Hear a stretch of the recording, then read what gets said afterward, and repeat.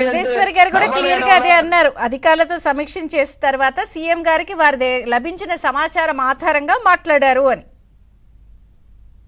అవునండి. ఇప్పుడు ఆవిడ్ని కూడా మాట్లాడుతున్నారు కదా, బావ కళ్ళలో ఆనందం కోసం అని చెప్పి ఆవిడ స్టేట్మెంట్ ఎంత దారుణంగా మాట్లాడుతున్నారు.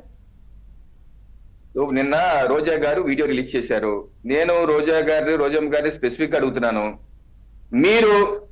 మీరు నెలల తరబడి ప్రతి నెల మీతో పాటు అనేక మందిని డజన్ల మంది మీతో పాటు అనేక మంది స్వామివారి దర్శనానికి, స్వామివారికి కూడా ఒక సమయం కన్ఫ్యూజన్ వచ్చేసింది.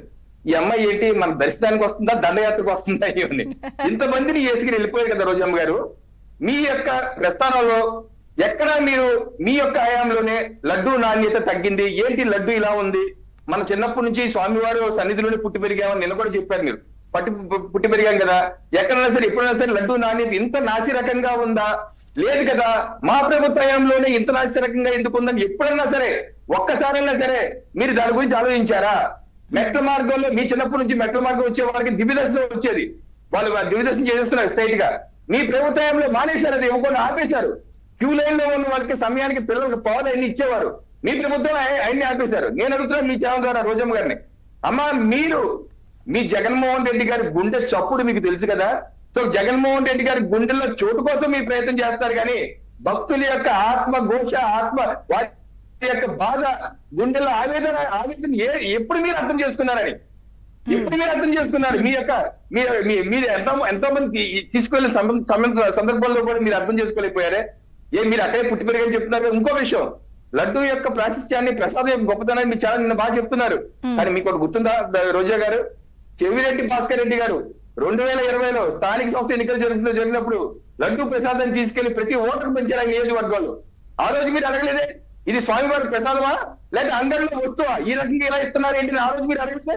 ఏ రోజున్నా సరే అక్కడ జరుగుతున్నటువంటి అన్యాయాల మీద ఎప్పుడైనా అడిగారా? ఆఖరికి మీకు చూపిస్తాను, మీ పేపర్ లోనే 10/12/2023 మీ సాక్షి పేపర్ లోనే వచ్చింది. ఏంటి? డైలీవర్ ఈవో కార్యక్రమంలో అనేకమైన భక్తులు ఫిర్యాదులు చేసి లడ్డు ప్రసాదం యొక్క నాణ్యత పడిపోయింది. ఇటీవల డైలీ ఈవో కార్యక్రమంలో లడ్డు నాణ్యత సంబంధించి భక్తులు ఇచ్చిన అనేక ఫిర్యాదు పరిగణలో తీసుకుని టీటీడీ అధికారులు పోలీసు సిబ్బందితో సమీక్షించారని. మరి ఆ పరిస్థితి ఎందుకు వచ్చింది? సమీక్షించిన రవికిరణ్ గారు, గత ప్రభుత్వ హయాంలో జరిగినటువంటి ఆరోపణలు, విమర్శలు, లేకపోతే ఈ కల్తీ వ్యవహారాలు, లేకపోతే ఈ టెండర్ ప్రక్రియలు, అన్ని విషయాలతో పాటు మేము సమగ్ర విచారణ చేయాలండి, ఇది ఒక ఓన్లీ కల్తీ వ్యవహారమే కాకుండా ఒక దర్యాప్తు, కేంద్ర దర్యాప్తు సంస్థకు చేస్తాము, ఇచ్చేయండి అని అడుగుతారా ఇవాళ? నేను ఒకటండి చంద్రిక్ గారు, ఇప్పుడు రాష్ట్ర ప్రభుత్వం, మా ఎన్డీఏ ప్రభుత్వం ఈ సిట్ విచారణ అనేది కాంప్రహెన్సివ్, దాని మీద ఇందాక మీకు చదివించే కాంప్రహెన్సివ్ మొత్తం ఎండ్ టు ఎండ్ విచారణ కోసం వేసాం. ఈ రోజు సుప్రీం కోర్టులో ఉంది. సుప్రీం కోర్టు వారు అడ్వకేట్ ఏజీ గారిని, తుషార్ మెహతా గారిని అడిగారు. ఏమడిగారు? ప్లీజ్ సజెస్ట్ అస్, ఒక పదం ఉపయోగించారు, assist this court, assist this court, ఈ కోర్ట్ మీరు అసిస్ట్ చేయండి అన్నారు.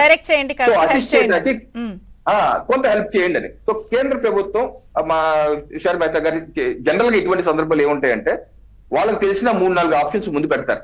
ఉదాహరణకి ఇప్పుడు సిట్ ఉంది, సిట్ మన త్రిపాఠి గారు, is not a Sarvashreshtha Tripathi, నిజంగా పేరుకు తగ్గట్టే సర్వశ్రేష్ఠ ఆయన.